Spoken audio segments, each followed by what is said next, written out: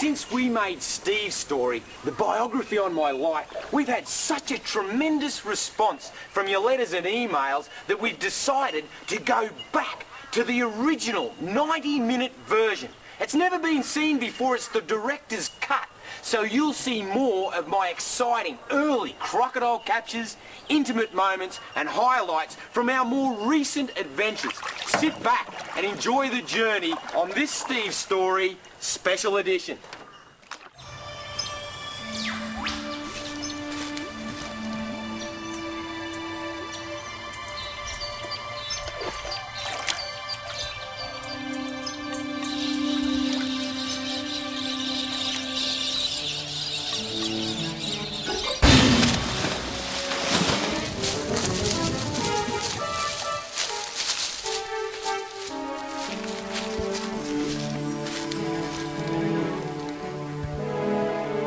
This little beauty.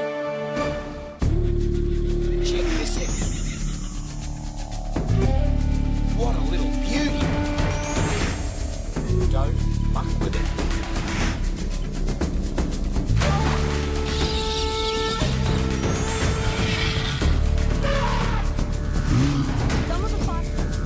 Oh, gorgeous.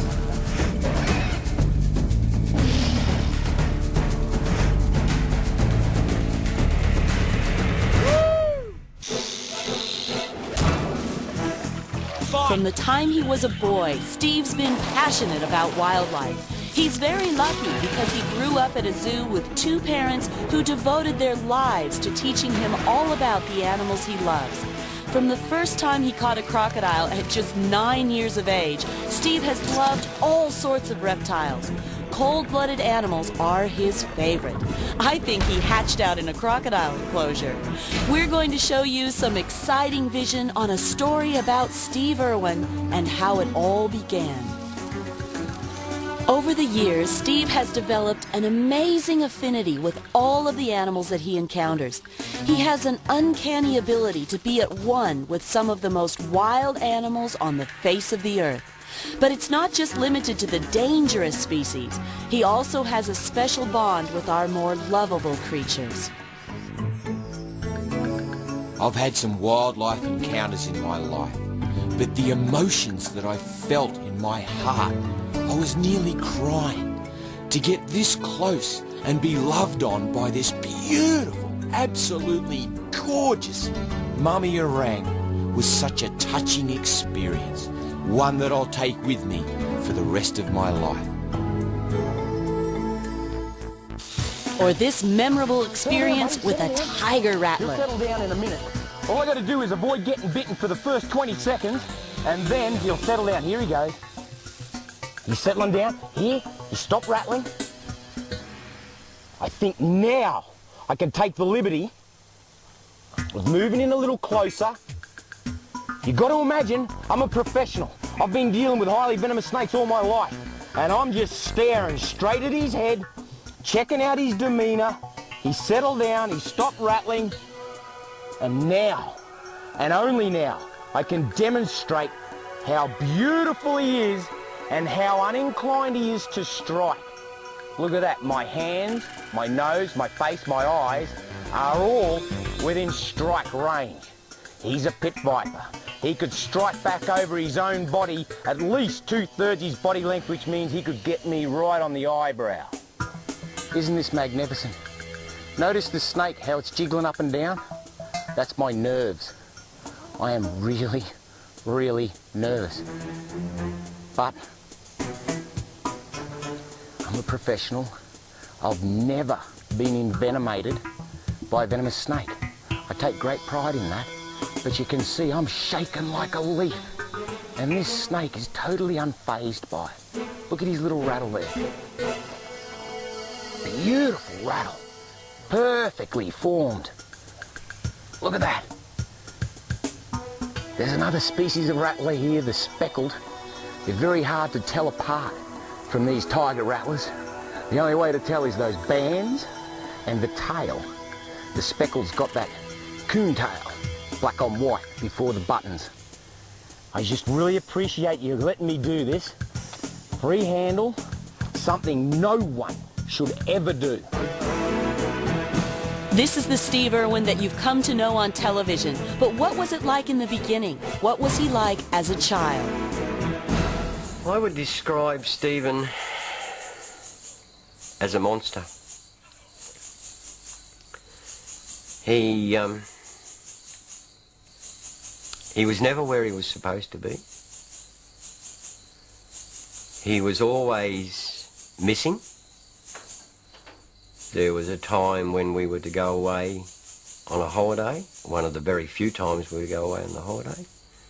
He was down the local creek chasing lizards. Everybody else was ready to go. We had to go and look for him. If you took him out in the bush, the hardest job for the whole trip would be to keep an eye on Stephen. The only successful way, and I never ever tried it, but the most successful way would have been to tie him to the truck. But on the other hand, it was marvellous to have somebody at that size, especially your own son, to sort of go on a field trip with you. Growing up at the reptile park is something that is really hard to describe, in that my whole life, whether I was waking up in the morning going to school or it was the weekend and I had to clean out crocodile enclosures, I was surrounded by wildlife. My whole aim as a kid was to find animals, and particularly venomous snakes and lizards, so I could show my dad, and so my whole life I just had to go out there and make Dad proud. Meanwhile, he's out looking for me.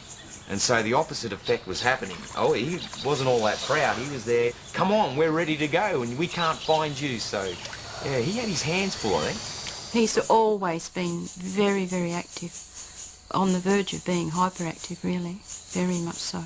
If he went missing, you could always look up a tree, there he'd be. I never used to stop him. I got to the stage where, from the age of 2 years old, he would never be on the ground, he'd be up somewhere. It was just useless. You had to let him go his way. And he's always been the same, and he always will be. When we'd be travelling to and fro school, if he saw a reptile on the road, we always had to stop and investigate what it was, whether we were running late or early or whatever. One particular instance, I have stopped the car and said, well, get out and do it, and left him there. My husband decided to buy Stephen a snake for his birthday. He was 6 years old, and he got a python. It was about 12 foot long. He loved this python. My dad is my hero, my legend, my icon, and also my mentor. And he was kind of ahead of his time with wildlife. He was at the cutting edge of animal husbandry and understanding the wilderness and all of the wildlife in it. We decided that we'd keep a couple of reptiles as pets because we were always out fishing, and we were always running into tiger snakes and black snakes and brown snakes and things. So we decided, rather than hurt them, that we'd keep them as pets. So we kept a couple as pets, and then it just grew from there. We thought that if we could make some type of a living out of an animal park, then Queensland's climate was quite good for that. Building materials at that time were extremely difficult to get, and the first couple of years we actually lived in a caravan because we couldn't build a house. It was never easy. It was something we'd never done before. We'd come from Melbourne working as plumbers up to opening a park of animals. My mum is just the most beautiful person on the face of the earth. You know, I was born on my mum's birthday, and so every time my birthday comes around, I just get this overwhelming warmth, just engulfs my entire body. All of her life, she has tried to rehabilitate orphan animals like orphan Joey kangaroos, koalas, wombats, snakes, and raise 3 kids of her own. We started off with a very small collection. We had a few snakes, we had a few lizards, and I think it took us probably at that time a couple of years before we managed to get a couple of crocodiles. Stephen would have gone crocodile catching with us extremely early in the piece, actually, when we were catching freshwater crocodile.